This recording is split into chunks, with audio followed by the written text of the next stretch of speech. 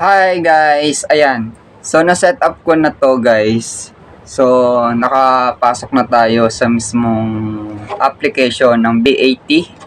Ayan. Today is December 30, 2025.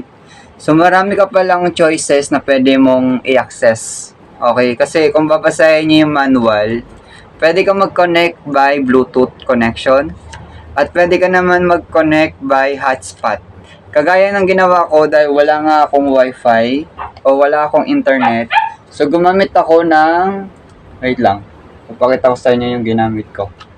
So gumamit ako ng wifi repeater. So ito yung ginamit ko para makakonect tayo dito or para makapasok tayo sa mismong CCTV footage. At ito lang din yung tips ko guys. Kompleto na to ha. Oo. So meron na siyang ganyan. So bahala ka na. Ito kasi ginagamit ko lang to pag nandito sa kwarto. Papakita ko na lang sa inyo kung paano ako nakapasok. So ayan. Yan. Tapos iaano mo na lang dun sa mismong bulb. Kung mas maganda kaya to meron itong free, mas maganda nakapix yung CCTV nyo para hindi nagagalaw or para hindi nananakaw. So, mas maganda nakapix yung ganito. Okay? At may kasama na din siyang SD card. Alright? SD card or memory card. Kapag ka bibili kayo ng CCTV by Avidus brand. Ayan, smart camera CCTV. So by the way guys, kung babasahin nyo yung manual, mas maganda basahin nyo para mapag-aralan nyo. Kasi nakalagay naman kasi dito talaga, pwede kang mag-connect by B380 Pro Smart Camera by using QR code.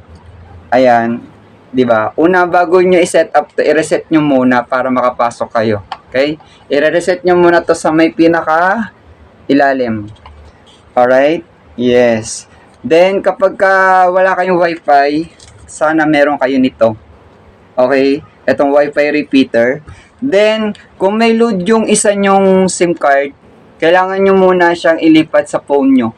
Ililipat nyo muna yung may load para maka-hotspot kayo gamit ang wifi repeater para makapasok kayo sa apps. Ganun lang kadali.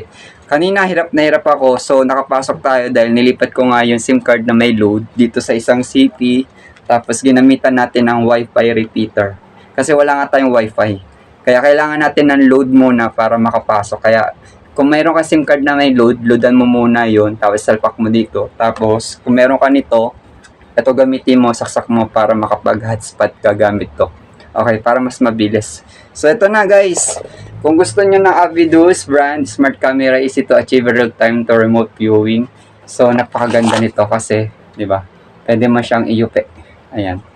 Tapos dual camera na 'yan. Okay? Don't forget to share this video. Pakita ko na lang sa inyo yung nakuha kong footage dito sa kwarto. Bye and this will be so guys. Don't forget to share this video. Thank you. So, ito yung CCTV na may dual cam na siya. So, kanina 'di ba nakita niyo yung record? So, na-record ko yung kuha ng CCTV natin. Ngayon, ililipat natin to sa labas. Check natin kung ano yung makukuha nitong background. Okay? Ayan. Let's go. Ayan. Ito yung CCTV dual cam with memory card na. So ngayon maglalagay tayo sa labas ng CCTV. Check natin kung ano yung makukuha ang background. Let's go. So guys, recording lang to.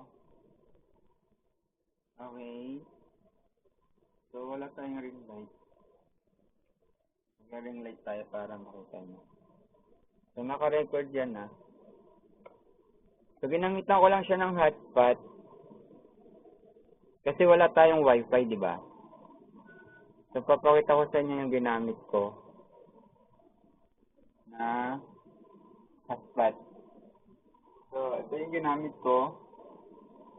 Kung wala kayong wifi connection, kailangan nyo lang mag-hotspot. Okay? Dual camera na yan. Ako. So ito yung sinasabi ko sa inyo na ginamitan ko ng hotspot. Kung wala kayong wifi, kailangan nyong ilipat yung SIM card nyo basta may load. Tapos i-open nyo lang yung hotspot para magamit nyo yung CCTV na dual cam. Okay? Ayan. So, ginamitan natin ito ng dual ng hotspot. Pero, kumuha tayo or naglipat tayo ng SIM card dito sa isang cellphone. Tapos, nag-hotspot lang tayo para makakonect. Kasi wala nga tayong wifi. Wala tayong internet. So, need natin ang connection. Kailangan loadan nyo yung SIM card. Papakita ko na lang sa inyo kung ano yung ginagamit natin. Nakikita ko.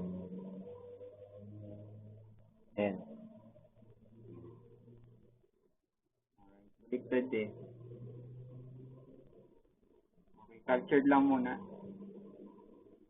Alright.